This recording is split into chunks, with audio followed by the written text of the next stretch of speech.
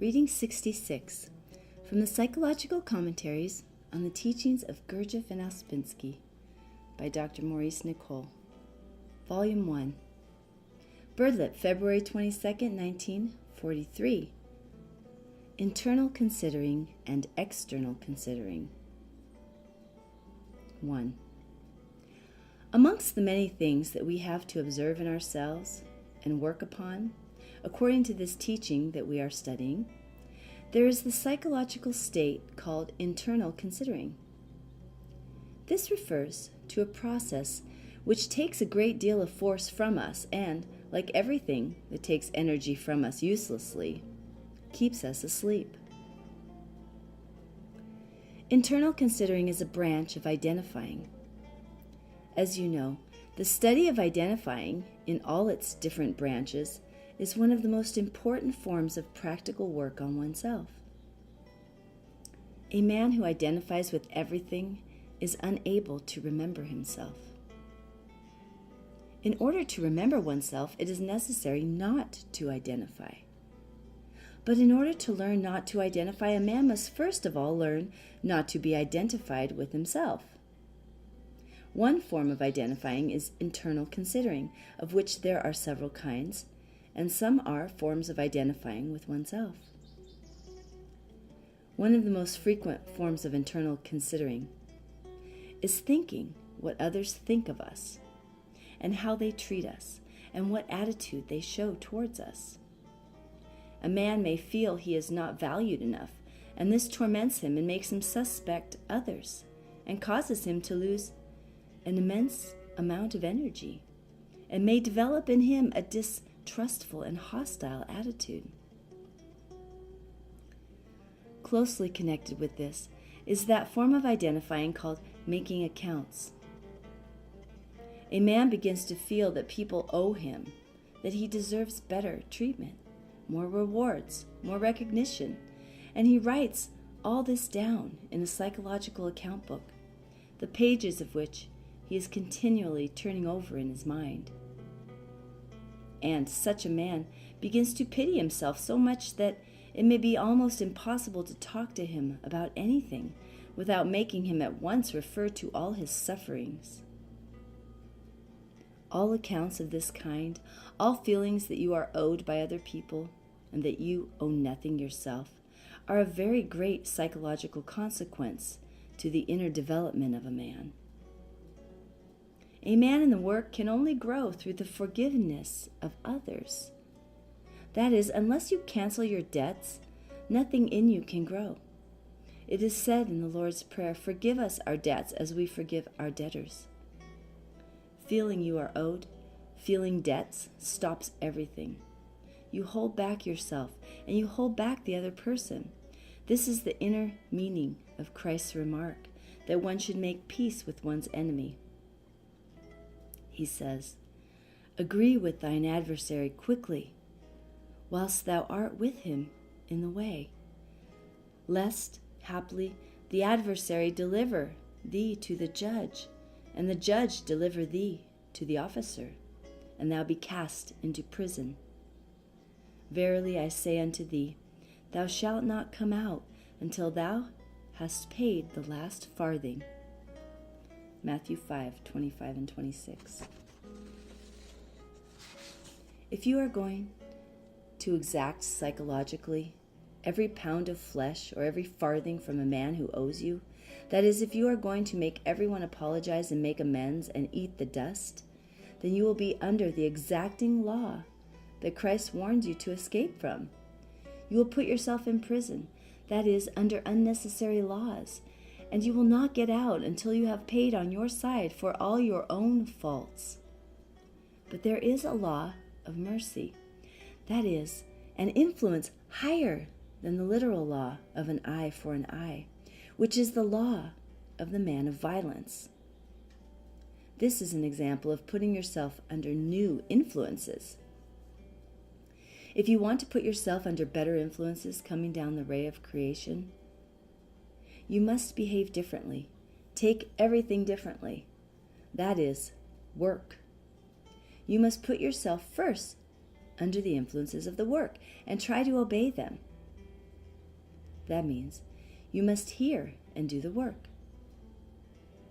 In the work, negative emotions, internal considering, making accounts, feeling violent, jealous, etc. are not encouraged. Now, if you make inner accounts and then try to observe what it means in yourself, and then finally try to do what the work says, separate. And do not imagine it is quite easy. The work means work, hard work on yourself. Remember that this work is for those who really wish to work and change themselves. It is not for those who wish to change the world. We now come to a fuller description of one form of internal considering, but you must understand that you must observe this form in yourself. No one can work on himself without observing what this work tells him to observe in himself and seeing what it is he has to work on. You must be able to perceive your inner state at any particular time as distinct from your outer physical body and what it is doing. Once people can distinguish between their physical appearance and their inner states, they can begin to work. They see that they have a body which obeys orders and a psychology. The work is about what a person is psychologically. Let us speak today of that aspect of a person called in the work singing your song. This is psychological, not physical singing. It is based on an internal considering, making inner accounts. That is, feeling what you are owed and recording it in memory. Everyone has a song to sing in this respect. If you really want to know what kinds of inner accounts you have made throughout your life, begin to notice the typical songs you sing. When a person in the work is called a good singer, this refers to the songs he or she sings. Sometimes people sing their songs without any encouragement, and sometimes, after a few glasses of wine, they begin to sing openly. They sing about how badly they have been treated, about how they never had a real chance, about their past glories, about how no one understood their difficulties, about how they married wrongly, about how their parents did not understand them, about how nice they really are, about how they have been unappreciated, misunderstood, and so on.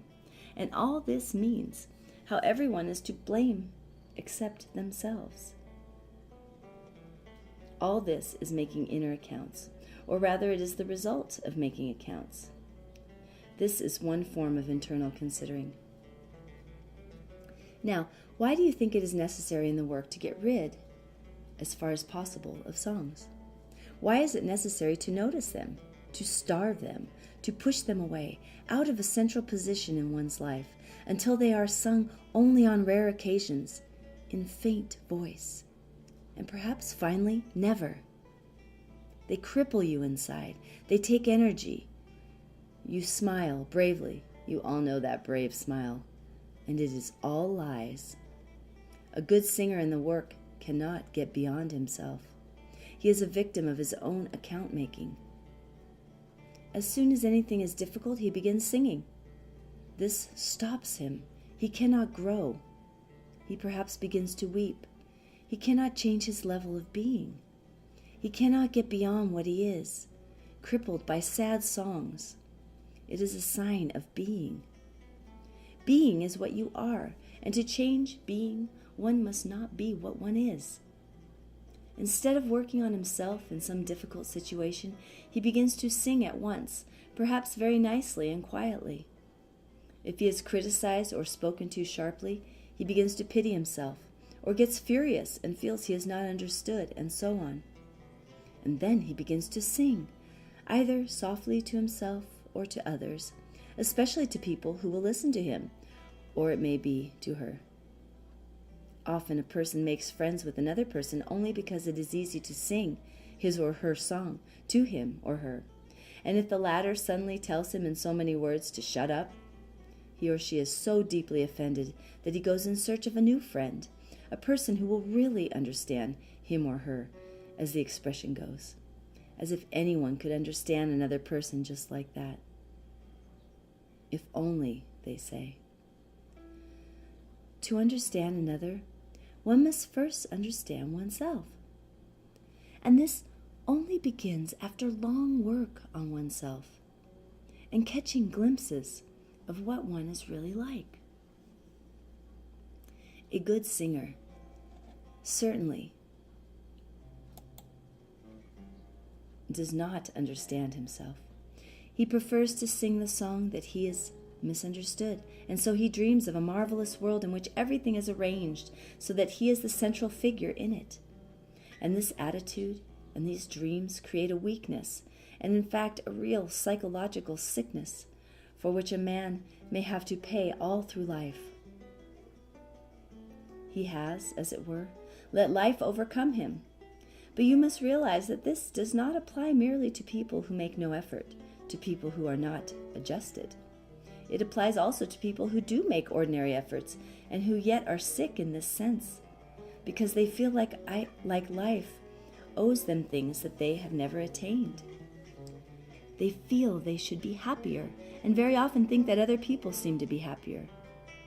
And other people think the same thing of them. And although they do not sing their songs openly, perhaps songs go on in them secretly.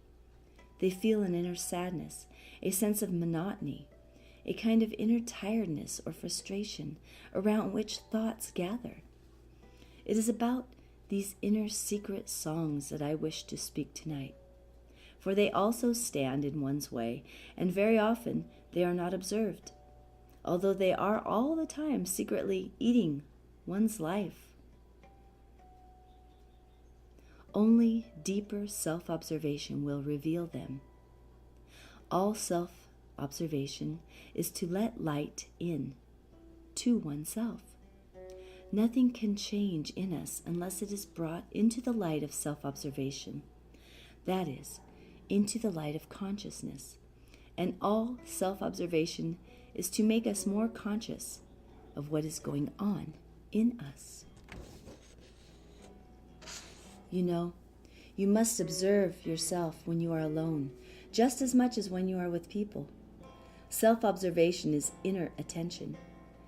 Do not think that when you are alone there is no need for inner attention.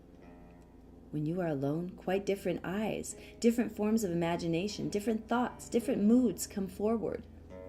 You must not think that you are necessarily in good company when you are alone.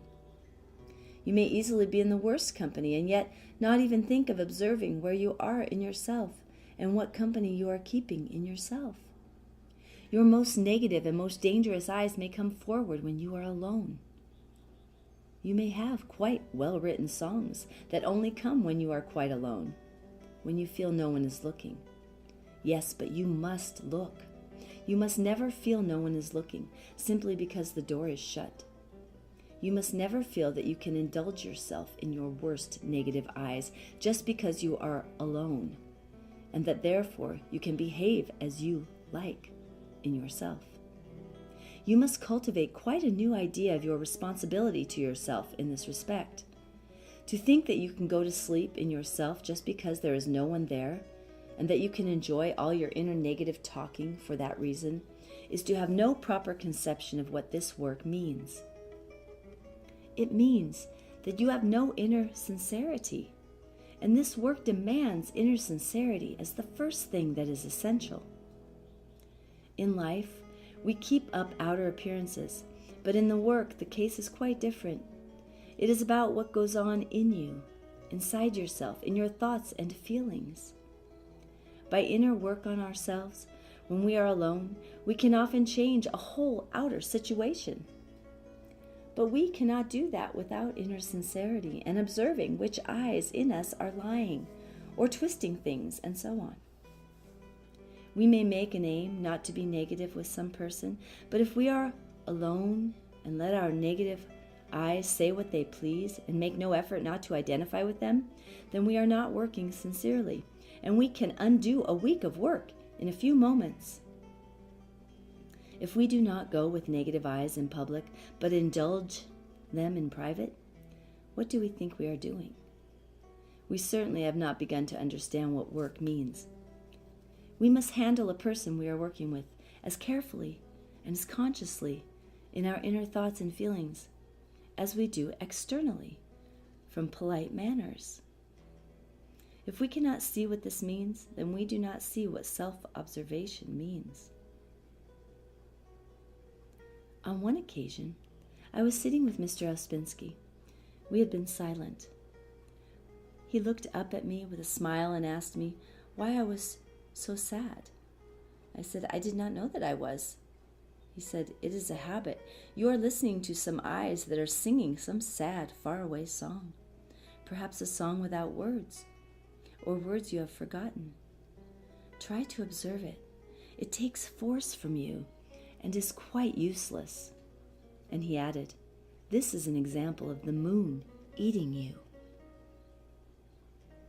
I give this as an example of what I call, in this commentary, inner secret songs. We know that the work sometimes speaks of sacrifice, that we must sacrifice something in order to get anything. What does the work say that we must sacrifice first of all? It says we must sacrifice our suffering. We express our suffering often in songs, articulate and inarticulate. I am calling attention here to these inarticulate songs that we should try to observe, and which can make us easily lose force without our knowing what is happening. They are, as it were, strange, little sad, private relationships we have with ourselves that steal force from us and that we do not notice because they are habits.